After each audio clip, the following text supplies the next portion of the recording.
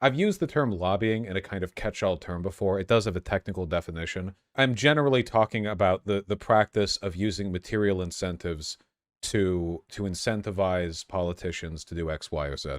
I think, I mean, the big ways this happens, obviously you have super PACs and, corporations, they can't donate that much to a person, or, well, you can't donate at all to a person for political favors. But you can toss quite a bit, either directly or indirectly, to campaigns or to adjacent causes, of course. There are also politicians who are swayed from perceived material benefit. Like, for example, senators and congressmen have a definite favorability towards bills that might disproportionately affect, something. Like, for example, like this is a classic one, right? Like, an arms manufacturer wants to, gets in on a contract, and, they're going to set up a factory in New Hampshire. And all the New Hampshire congressmen and senators are like, oh, yeah. Oh, we want this. Because they know it'll create like 30,000 jobs or whatever. That Well, kind of that's thing. a perfectly appropriate motivation for their, they're just representing the people of their district. But I think the people of their district would be quite happy for that. Oh, sure. But keep in That's mind, aside. that's the same with the guy who asks the mayor if it sure would be a shame whether or not they lost all their jobs, That's always how the incentives work, right? I mean, the line between properly representing your constituents and doing corporate, acting in the interests of corporations in ways that align with the interests of your constituents is kind of a fuzzy one. But technically, it's broad enough that you could include like a lot of really bad stuff, right? I mean, you could act corrupt in line with those principles if you wanted to. Like New York City mayors, who would like overlook certain businesses paying their taxes or like their health and codes or whatever, because if it's shut down, they'd have to look into 40 other places, and then a whole neighborhood goes out of business, like that kind of stuff. So I don't Right. I don't think it's like a problem with illegal behavior so much as it is a fundamental consequence of the relationship between power and capital. When you talk about corruption, you're delineating a legal distinction, not so much a moral one.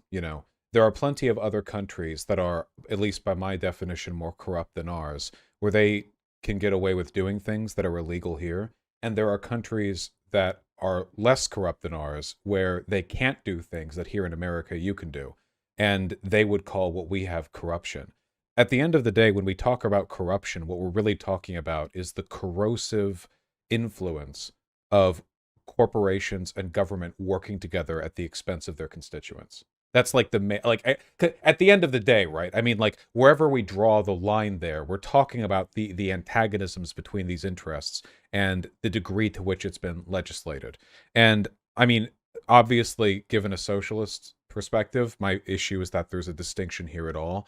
My problem with lobbying has nothing really to do with the way in which they do it, because you don't really need to lobby to be corrupt. In fact, no money ever really has to change hands in order for corruption to take place. The very existence of an incentive structure and groups that can act on it to the exclusion of others is sufficient to outrage me morally. I mean, for example, like corporations, they're the economic wing of this country, and they're not democratic. They do not answer to the people outside of, you can vote with your wallet, but like, okay, sure, vote Amazon out, whatever, Now, let's take Amazon. Amazon is a necessary component of American economic activity.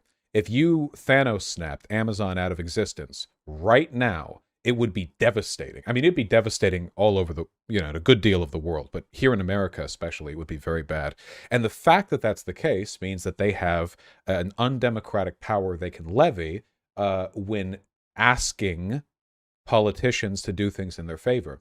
We saw this when Amazon tried to set up a factory in New York, but it goes way beyond like individual factory and plant locations, right? If here's an example. Corporate tax rates, right? Ireland has famously low corporate tax rates as a way of incentivizing foreign investment. Set up your corporations here. Great. Maybe America, all the people in America and all the politicians, maybe we want a higher corporate tax rate. which is dumb because corporate tax rates aren't very helpful. I'm more of an income tax guy, but let's just use this for the example, But they know that there will be capital flight if that happens, hypothetically. The corporations would leave. They don't want to pay the taxes. They go to another company or another country, so they don't have to pay the higher corporate tax. That pressure right there is sufficient. The economic consequences of acting against the corporate will could very well mean that a company experiences devastating consequences for not, essentially bending to their interest. This acts out in so many ways, locally and federally. It's not really about the lobbying directly, as it is the fact that our politicians either have to or do anyway kowtow to the will of corporations when it's not to the benefit of Americans. I think one of the worst examples of this was back when they made it so the IRS doesn't just send you a tax bill every year. Because other countries, like, they'll just send you a tax bill. The IRS will just be like, hey, pay this amount. Here in America, we have to file our own taxes, even though the IRS knows what we owe. And that's just because tax filing companies wanted to make it that way. They were like, hey, we'd get a lot more business if hundreds of millions of people had to pour over their receipts for, hours, for weeks, So they just made life worse, like, objectively, basically, because it was in the interest of that group. Now, there was nothing illegal there. I mean, that's fine. I mean, that just sucks. Those companies suck. I mean, right, but that's my big concern. Disagreeing there. And they wouldn't have even needed to say anything, right? There's so many interplays here. You have politicians who will continuously, vote in favor of increases to the military budget, and then they go act as a consultant for Raytheon when they're done. You have people who go into the lobbying industry who act as avatars for the corporations that they defended the interests of when they were politicians. You have people like Trump who go from being a billionaire corporate, owner to being a politician and refusing to divest his corporations or his ownership over the companies, and then maintaining friendly relationships with countries where he has hotels. It's stuff like that, right? Like, the corrosive influence here, it's not just lobbying, it's the fact that there is this separate economic bloc, the bourgeois, who have so much control over the future of this country and no democratic accountability. I understand I've just gone on the whole socialist rant again, but that's my thing with lobbying. It's a fundamental relationship. They could add a bunch of lobbying regulations. It wouldn't change the fundamental relationship. It would just make everything a little more subtle, Well, I'll ask you, okay. Go for it. So we're not drawing legal parallels here, but morally speaking, right? Let's say you have a monarchy. You have a king, and you have a great many subjects, and you have, a royal house with a few dozen aristocrats, lords who control, large territories from a castle with their serfs and blah, blah, the whole 9 yards. And all right, we're playing EU4. We're playing EU4, right? No incest this time, though. We're getting right to the point. And, maybe you have it so that, maybe you have it so that there's a war effort going on. The king needs more money in taxes. Okay. And it is for the benefit of the realm, that this be done. I mean, don't want an invasion. Okay. But he also knows that raising taxes would incur disfavor from a couple of the noble houses, and that the noble houses acting on their disfavor might go back on some relatively progressive local taxation rates and tariffs that they've not tariffs, doles that they've taken, to the point that raising taxes globally might lead to disastrous humanitarian problems in some regions of his kingdom. And this is like a real thing that would happen, right? Being a king, it's totally realistic. Oh yeah, constantly about balancing, like, all the noblemen were like mentally ill, inbred, incestuous fuckwits, right? And they, they're all like, they're obsessed with like their next boar hunting trip, and anytime they had to pay money, they would go and like rape a cow or something. I don't know.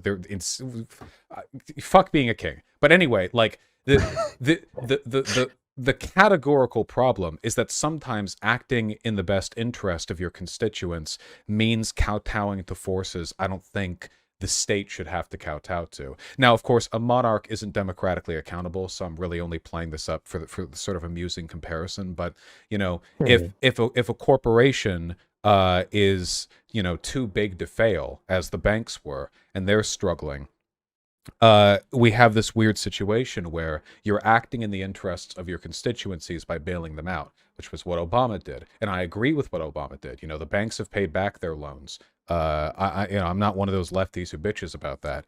We paid we bailed them out, but we never fixed the problem really with the banks being too powerful.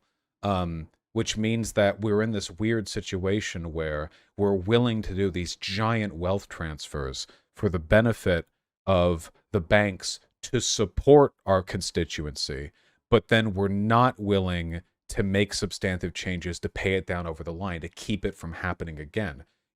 Sometimes it's really kind of a hostage situation, right? Like we're acting in our own best interest when we give the bandit our money. Sorry, I'm going all over the place. I apologize. Quick, simple, clean example: the International Monetary Fund. Okay, the International Monetary Fund is generally in favor of getting developing countries to adopt economic reforms, which makes them amenable to Western business investment. And in these situations, often the leaders of these countries have to give massive provisions to corporate investment. Low taxes, low corporate taxes, low everything. The government will subsidize all this crap. The government will build your roads. It'll do everything for you. Please, God, corporations come invest, And it is technically for the betterment of the country that they do this. Because if they don't, everything falls apart. But it's not a choice they should have to make. Sometimes taking the IMF deal is actually the better one for a country, in which case, it's kind of like it's kind of like being an orphan on the street, and a guy takes you in, but he only lets you sleep in the dog shed, and he feeds you like, meat scraps. I mean, it's technically an improvement over being on the street. You have a roof over you, and you're getting some food, but the guy is a house right there he could let you into.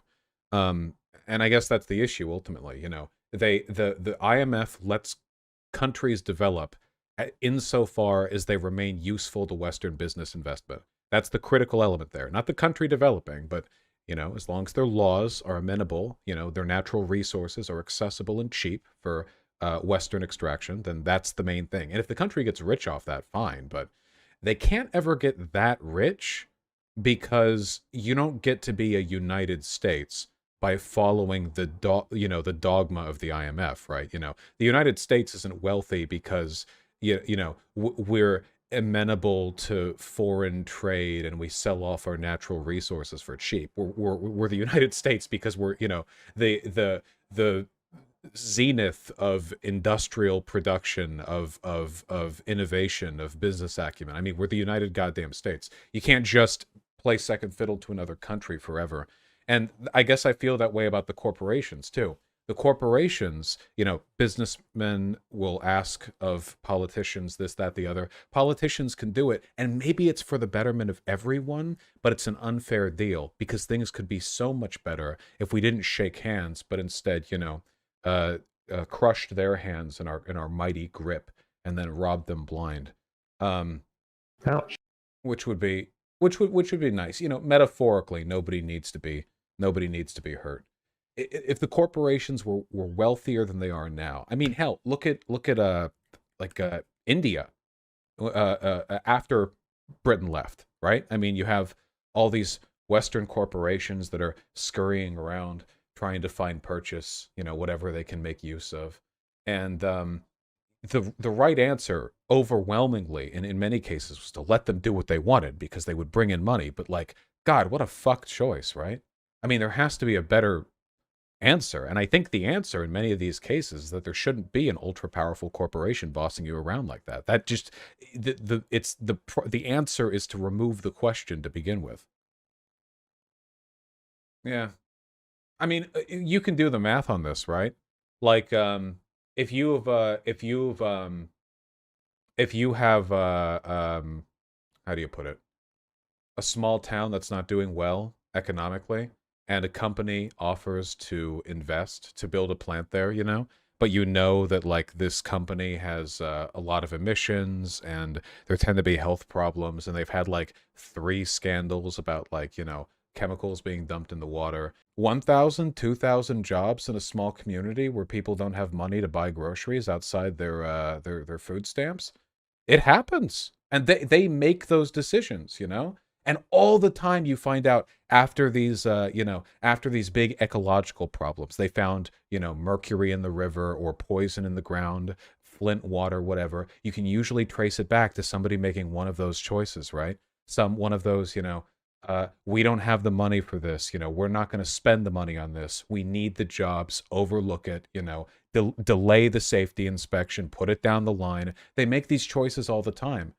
And you know, and sometimes there's a big blow up scandal and people go to jail over it, and sometimes there's nothing to even be said because it never comes out or nothing illegal actually took place. And sometimes the harm isn't that explicit. You know, chemicals in the water is pretty upfront, but there are other things too, like unethical industries, for example. You know, you might have an issue with arms manufacturers, or anything related to the military-industrial complex. You might have an issue with a particular company, like car companies, right? Like maybe there are dealerships that want to open, but these companies, they, you know, they morally object, but you don't get that choice because it's not a fair deal. You know, we need companies, but they're accountable to nothing outside of stringent regulations and well, I guess they have to be profitable. Not even. I mean, as we see with the subsidies and the banks getting bailed out, I mean, they don't even have to be that anymore.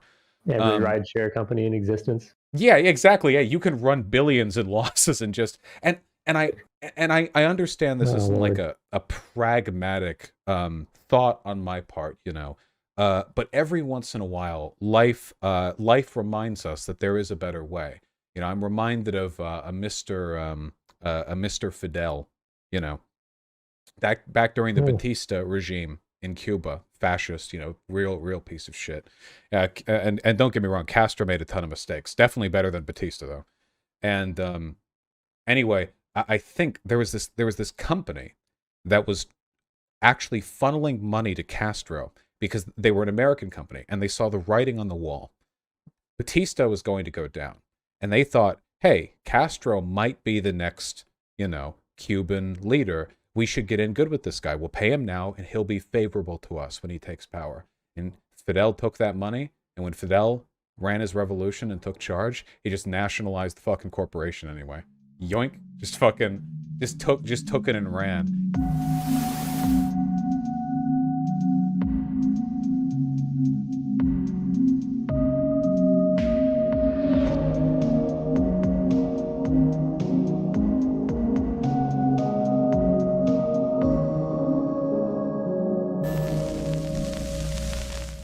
I already won the debate. Sweet.